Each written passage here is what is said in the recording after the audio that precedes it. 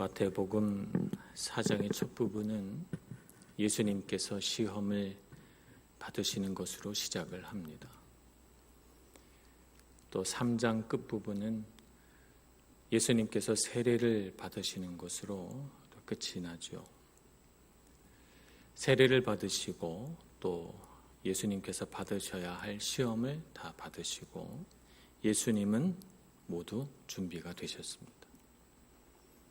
이제 하나님의 계획대로 하나님께 부르심받은 놀랍고 위대한 사역을 시작할 그 즈음에 오늘 12절 말씀처럼 요한이 사로잡혀 감옥에 갇혔다는 소식을 듣습니다.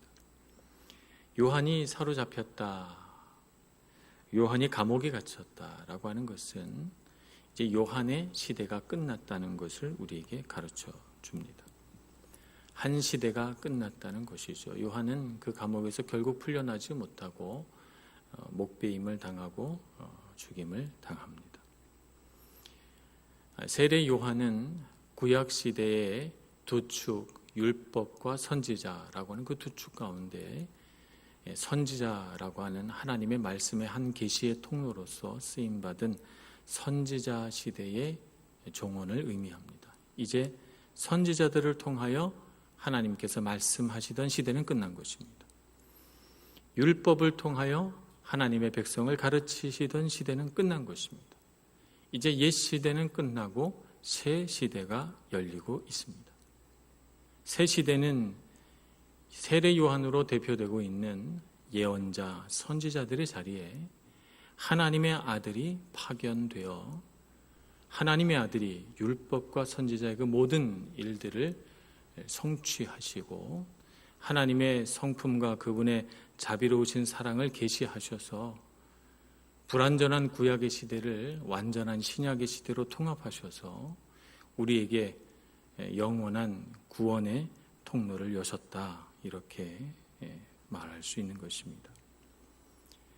그래서 오늘 12절에서부터 17절까지의 말씀은 예수님의 공생애의 시작 부분으로서 한 시대가 끝나고 또 다른 시대가 시작되는 그 지점으로서 매우 중요한 의미를 갖게 됩니다. 예수님은 새 시대를 여는 예수님의 무대로서 갈릴리를 선택하십니다. 갈릴리로 물러가셨는데 13절에 따르면 나사렛을 떠나서 가버나움으로 가셨다, 이렇게 말합니다. 그리고 갈릴리 지역을 뭐라고 불렀냐면 스불론과 납달리 지경이다, 이렇게 불렀습니다. 물론 예수님 시대에는 스불론과 납달리 혹은 이사갈 지파 등등 그 지역 일대를 받아서 다스렸던 이스라엘의 지파들은 다 사라졌습니다. 사실 갈릴리라고 하는 그 히브리어의 뜻은 어떤 고유 명사가 아니고 일반 명사입니다. 지역이라는 뜻을 갖고 있죠. 그래서 그 지역을 스불론, 납달리, 이사갈이 정착해서 살던 그 지역을 이방인의 지역이다, 이렇게 불렀거든요. 왜 이방인의 지역이라고 불렀냐 하면 처음에 그 가나안 땅을 분배할 때 이 스불론과 납달리, 이사갈 이 지파가 그 땅에 살고 있던 원주민들을 온전히 다 쫓아내지 못했어요. 그 땅에는 여러 민족 중에서도 특히 아모리 족속과 휘위 족속이 살고 있었는데 그들을 제압해서 그들이 꼼짝 못하기는 했으나 그들을 완전히 쫓아내지는 못해서 그들과 같이 살게 된 것입니다. 그래서 이방인들이 같이 사는 지역이다, 그래서 아주 고대로부터 이방인들의 지역이다, 이렇게 불렀죠. 그래서 오늘 선지자 이사야의 말씀을 인용하면서 거기도 이 갈릴리 지역을 이방의 갈릴리여, 이렇게 부릅니다. 그러니까 갈릴리라고 하는 말을 그냥 고유 명사가 아니라 그대로 번역을 해서 일반 명사로 쓰이면 이방의 지역이여, 이렇게 부르는 것이죠. 고대에는 이방의 지역이여라고 스불론과 납달리 땅을 불렀는데 이방인의 지역이여라고 하는 말 중에서 이방의라고 하는 말이 떨어지고 축약이 돼서 갈릴리라고 하는 말로 불리게 된 것입니다. 이 갈릴리 지역은 수량이 풍부한 갈릴리 호수가 있고 그 위로는 삼림이 우거진 숲이 있고 또 그 아래로는 넓게 펼쳐진 평야지대가 있어서 갈멜산으로부터 갈릴리 호수까지는 대단히 넓은 땅이 평야지대로 있습니다. 비옥한 곡창지대입니다. 이렇게 좋은 땅인데도 불구하고 이 땅을 경계선으로 해서 시리아와 마주보고 있었기 때문에 끊임없이 그 지역에서는 전쟁이 벌어졌습니다. 곡식을 심어서 아름답게 경작하여 그 열매를 맛보아야 할 풍족한 평야지대가 허구한 날 군인들이 마주서서 전쟁을 하는 전쟁터가 된 것입니다. 가장 대표적인 것이 열왕기상 15장에 나오는 시리아 전쟁입니다. 그때 이 전쟁으로 인해서 많은 백성들이 죽거나 약탈당하고 자기의 삶의 터전을 잃게 됐습니다. 뿐만 아니라 그 지역에서는 계속 분쟁이 일어나고 결국에는 주전 700년 그 어간에 아수르라고 하는 신흥 제국이 침략해서 그 땅에는 모든 사람들을 다 사로잡아갔죠. 포로로 붙들려가고 집들은 불태워지고 그 폐허가 된 땅에 다른 지역의 사람들이 와서 살게 됐으니까 그 땅은 계속해서 이방의 갈릴리어라고 부르기에 조금 더 부족함이 없는 땅이 되었던 것입니다. 그래서 이스라엘 왕들과 종교 지도자들은 이 갈릴리 일대 지역을 점점 더 가치 없는 곳으로 인식하게 됩니다. 사실은 메마른 이스라엘 전 국토에 비해서 가장 물이 많고 삼림이 우거지고 평야지대가 있는 곳인데도 말입니다. 그래서 요한복음 1장 46절에 빌립이 나다나엘을 불러 갈릴리의 한 위대한 선생이 나타나셨다고, 내가 메시아를 봤다고 그렇게 말했더니 이렇게 대답합니다. 나사렛에서 무슨 선한 것이 날 수 있느냐. 이것은 나다나엘이 만든 말이 아니고 그때 당시에 유행했던 하나의 속담입니다. 그만큼 그 지역을 깔보고 멸시하고 아무 가치 없는 땅으로 그 땅 뿐만 아니라 그 땅의 주민들을 여겼던 것입니다. 예수님은 당시 사람들이 쓸모없는 땅이라고 생각하고 가치 없는 곳이라고 멸시하는 갈릴리를 사역의 첫 시작 지점으로 삼습니다. 그뿐만이 아니라 예수님의 공생의 가운데 중요한 사역들은 다 갈릴리에서 이루어집니다. 예수님의 첫 번째 이적은 갈릴리 가나에서 이루어집니다. 예수님은 자신의 제자들을 다 갈릴리에서 부르십니다. 예수님께서 말씀으로 가르치실 때 그 놀라운 산상수훈의 말씀도 갈릴리 한 산 언덕에서 베풀어집니다. 오병이어의 놀라운 기적도 갈릴리 근처 벳세다 들판에서 있게 됩니다. 부활 후에 예수님께서 내가 먼저 갈릴리로 가겠다고 말씀하셨고 갈릴리 호수에서 제자들을 만나 그들을 다시 예수님의 제자로 두 번째 부르십니다. 예수님의 지상명령, 너희는 가서 모든 민족으로 제자를 삼아 아버지와 아들과 성령의 이름으로 세례를 주어 라고 하는 이 말씀을 갈릴리의 어느 예수님이 지시하신 산 위에서 반포하시게 됩니다. 이렇게 당시에는 버려진 땅이요 쓸모없는 땅이요 이방인들의 땅이라고 멸시하는 그곳을 왜 예수님은 예수님 자신의 사역지로 삼고 그토록 놀라운 일들을 이 지역에서 행하셨을까요? 그 첫 번째 이유는 이방인의 지역을, 이방인들을 향한 하나님 아버지의 마음을 상징할 수 있는 곳이기 때문에 그렇습니다. 마태복음 28장 16절에 보면 부활하신 예수님께서 11 제자가 갈릴리에 가서 예수께서 지시하신 땅에 이르러라고 하는 말씀을 통해서 예수님의 지상사역을 설명하시죠. 예수님은 유대인의 땅에 태어나서 유대인으로 이 땅을 사셨으며 예수님의 거의 모든 말씀을 유대인을 대상으로 해서 선포하셨습니다. 예수님은 유대인들에게 임마누엘의 하나님이십니다. 하나님이 우리와 함께 계시다라고 하는 의미로서 이 땅에 오셨는데, 그러나 놀랍게도 예수님은 첫 사역지를 유대인들이 가장 신성하게 여기는 예루살렘으로 삼지 않고 이방인들의 땅이라고 멸시받는 갈릴리를 택하심으로써 유대인뿐만 아니라 죄의 어둠 가운데 죽음의 그늘 가운데 있는 세상의 모든 사람을 향하여 오셨다는 것을 상징적으로 우리에게 가르쳐주고 있는 것입니다.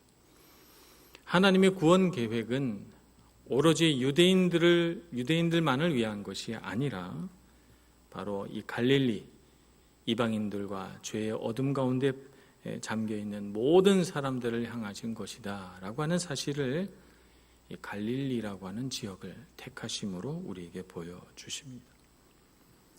뿐만 아니라 이 갈릴리라고 하는 지역이 빛을 향한 갈망이 너무나도 깊은 곳이죠. 그것은 세상에 가장 어두운 곳입니다. 그것은 단순히 경제적으로 못 살고 가난한 지역일 뿐만 아니라 영적으로도 멸시받고 천대받는 지역이고 그 땅은 전쟁터요. 그 땅은 국경지역으로서 많은 쫓겨난 사람들이 모여 사는 그런 땅인 것입니다. 그 땅에는 유배와 포로가 있었고 약탈과 흩어짐이 있었고 멸시와 천대가 있었고 그 땅에는 아름다운 평야와 호수가 있었으나 그러나 생명은 죽어있는 곳입니다. 소망이 사라진 땅, 언제 어떻게 될지 몰라 두려움과 불안에 떨어야 하는 땅이 바로 그 땅이었던 것입니다. 그래서 이 시대에 죄의 어둠 가운데 빠져 살아가는 사람들을 향한 하나님 아버지의 마음을 가장 잘 보여줄 수 있는 가장 깊은 어둠 속에 잠겨 있으면서도 빛을 향한 갈망이 가장 큰 곳이었기 때문에 예수님은 갈릴리를 선택하십니다. 고린도전서 1장 27절의 말씀을 보면 하나님은 이런 마음으로 우리를 대하십니다. 그러나 하나님께서 세상에 미련한 것들을 택하사 지혜 있는 자들을 부끄럽게 하려 하시고 세상에 약한 것들을 택하사 강한 것들을 부끄럽게 하려 하시며 하나님께서 세상에 천한 것들과 멸시받는 것들과 없는 것들을 택하사 있는 것들을 폐하려 하시나니 이는 아무 육체도 하나님 앞에서 자랑하지 못하게 하려 하심이라고 말씀하십니다. 하나님께서는 마음이 높아진 자는 그들의 교만을 깨닫게 하여 낮추시고 멸시받는 자 세상의 낮은 자로 하여금 하나님의 구원 계획을 계시하셔서 그래서 그들로 하여금 생명을 얻고 소망을 얻게 하려고 예수님을 그 땅에 보내신 것입니다. 생각해 보면 우리도 참 어둠에 잠긴 삶을 오랫동안 살아왔습니다. 우리는 얼마나 큰 어둠 속에 살았는데도 우리의 삶 가운데 어둠이 얼마나 깊은지 모르고 살았습니다.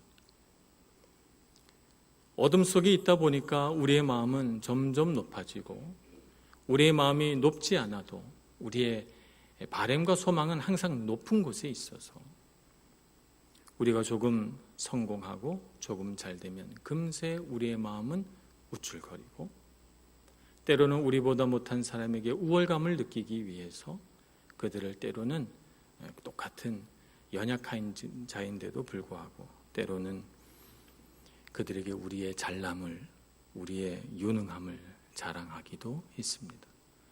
얼마나 어리석은 삶을 살아온 우리입니까? 그런 삶을 살면서도 우리 내면 가장 깊은 곳, 우리의 영 가운데 가장 깊은 곳에서는 갈망이 있죠. 이렇게 살고 싶지는 않다. 정말 하나님께서 나의 삶 가운데 소망을 주셨으면, 생명을 주셨으면 하고 하는 간절한 바람으로 우리를 덮고 있는 이 어둠이 거쳐지기를 바랬던 것입니다. 바로 이런 사람을 위해서 주님은 오셨습니다. 예수님은 그래서 예수님의 첫 제자들을 율법학자와 서기관들로 채우지 않으시고 이 갈릴리 지역에 아무 소망 없이 물고기 잡는 일로 자기의 전생애를 채워가고 있는 가난하고 무식한 어부들을 제자로 삼아 이 어둠에 잠긴 세상 사람들을 다 구원하시려고 하셨던 것입니다. 오늘 우리는 하나님의 그러한 뜻을 잘 분별할 수 있어야 되겠습니다.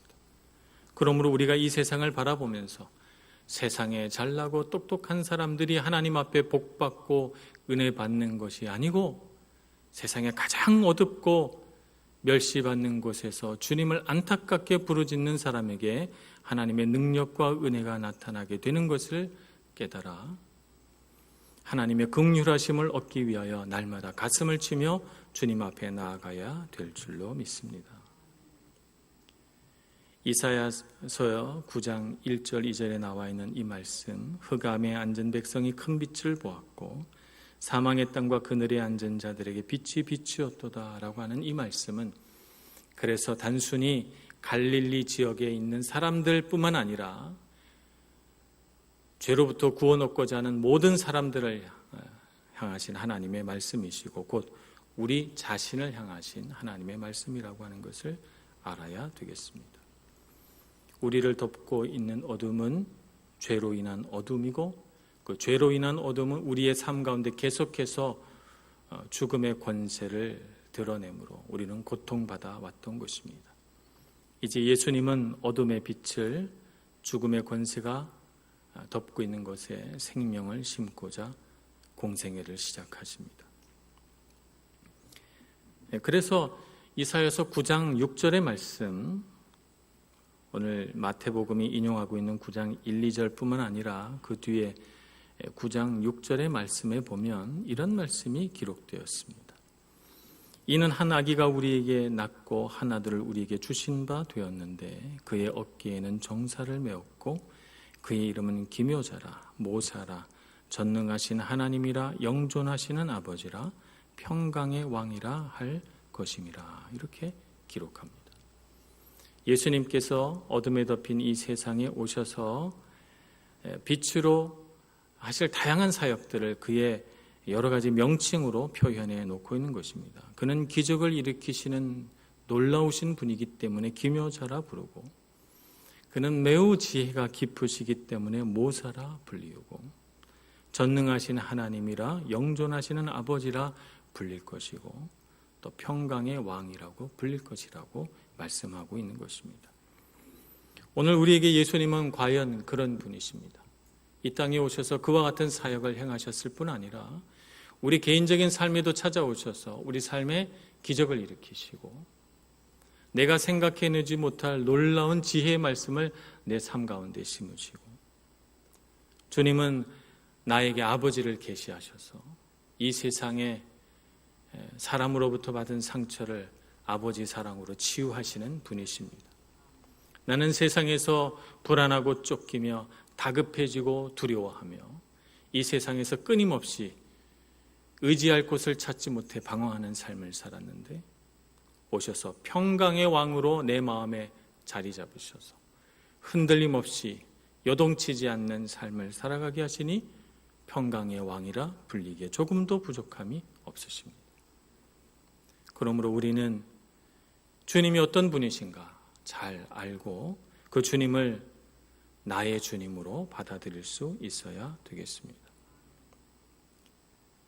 오늘 이와 같은 예수님의 사역들이 시작이 되면서 오늘 계시된 말씀 이사야서 9장 1, 2절의 말씀은 그 뒤에 6절, 7절의 말씀까지 우리에게 다 소개해 주면서 구약에 예언된 말씀이 이 약속의 말씀이 이제 성취될 것이라는 사실을 우리에게 은연중에 가르쳐 줍니다. 그래서 이사야서 9장 7절의 말씀 만군의 여호와의 열심히 이를 이루시리라 라고 하는 이 말씀대로 예수님께서 이 말씀을 성취하시죠. 하나님의 말씀은 그 뜻을 완전히 이루기까지 결코 그냥 이 세상을 지나가는 법이 없으십니다. 구약시대의 끝과 더불어 구약시대에 하신 모든 약속의 말씀이 예수 그리스도의 전생애와 함께 성취되고 있는 것입니다. 하나님의 말씀은 그런 능력이 있습니다. 오늘 우리도 이런 성취하시는 하나님의 놀라운 능력을 알고 하나님의 말씀 우리 마음에 품고 살아가야 되겠습니다. 이제 예수님의 가르치심이 시작이 됩니다. 오늘 17절은 예수님의 첫 가르침을 우리에게 소개하지요. 회개하라, 천국이 가까이 왔느니라, 이렇게 말씀하십니다. 예수님의 첫 가르침은 구약시대의 마지막을 장식한 세례 요한의 가르침과 동일합니다. 회개하라, 천국이 가까이 왔느니라 라고 하는 것입니다. 세례 요한이 가르친 이 회개하라 라고 하는 것과 예수님께서 가르치신 회개하라 라고 하는 말은 시대가 다르기 때문에 의미도 다릅니다.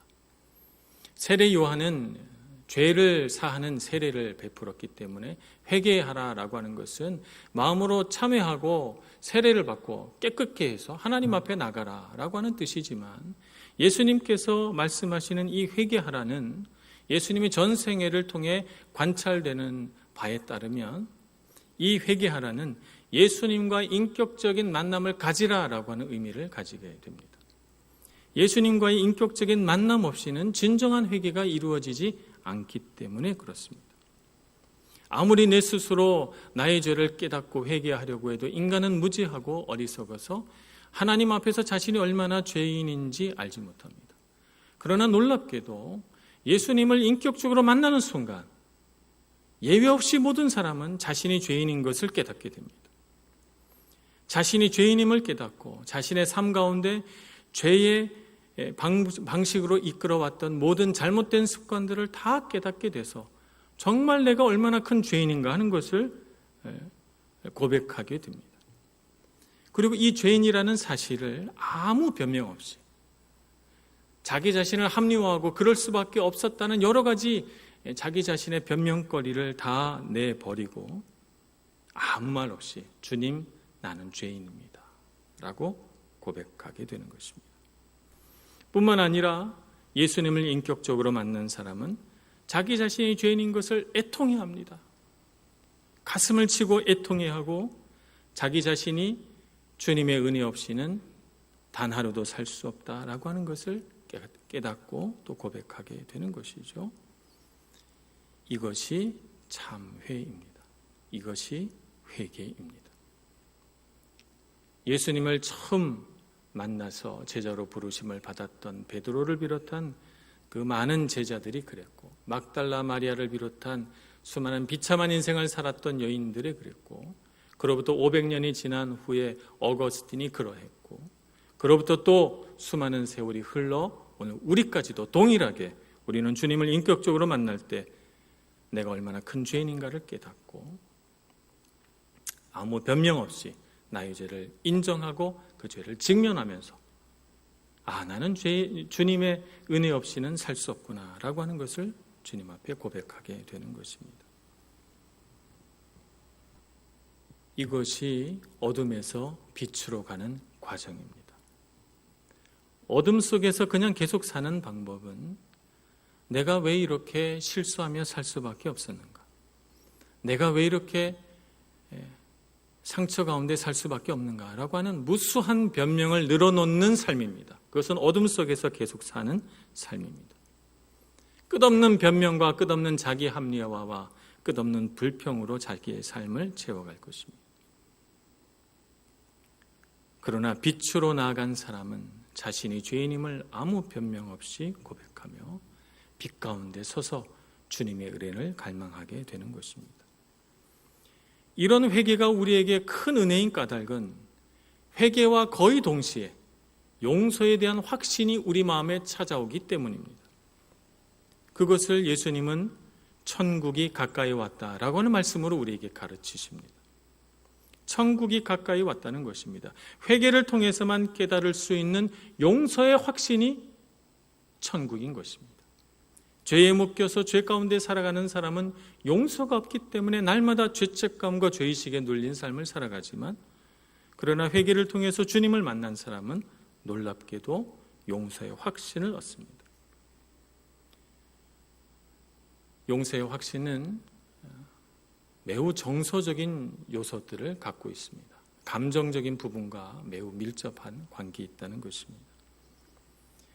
주님을 만나서 주님께서 나를 용서하실 수 있으며 나의 모든 죄를 깨끗게 하시는 분이시라는 사실을 알게 되면 우리 안에는 뜨거운 감동이 솟구쳐 올라옵니다.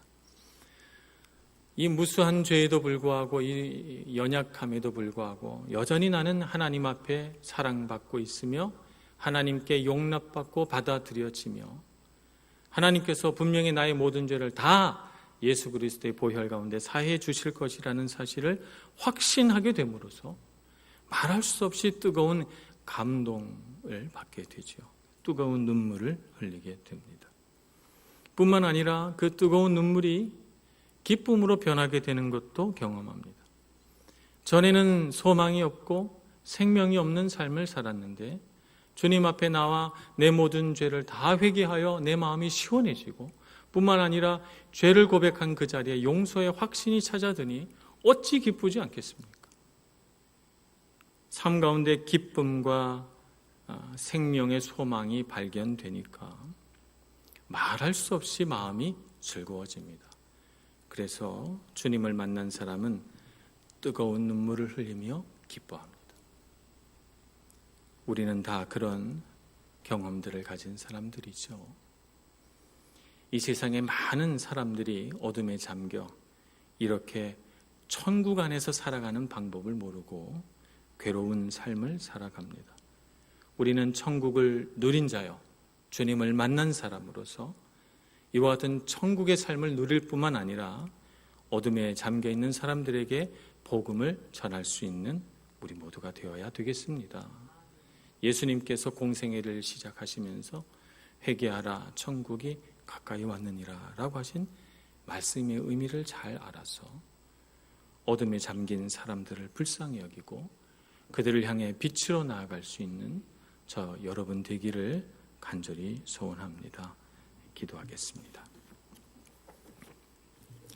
자비로우신 하나님 아버지,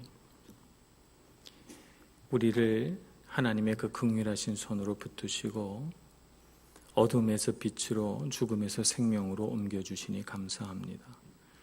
우리가 얼마나 큰 은혜 가운데 살아가는가 하는 것을 알게 해주시고 날마다 주님 만난 것을 큰 기쁨으로 즐거움으로 또 우리 면류관으로 여겨서 주님과 동행하며 주님 안에 살며 주님과 교제하는 삶을 살아가도록 인도하여 주옵소서. 우리에게 이 세상의 어둠을 보게 해주시니 감사합니다. 어둠 속에 잠겨있는 사람을 복음으로 빛으로 인도해낼 수 있는 저희들 되게 해주시고 그와 같은 하나님의 부르심에 조금 더 게으르지 않는 저희들 다 되게 하여 주옵소서. 예수님의 이름으로 기도합니다. 아멘.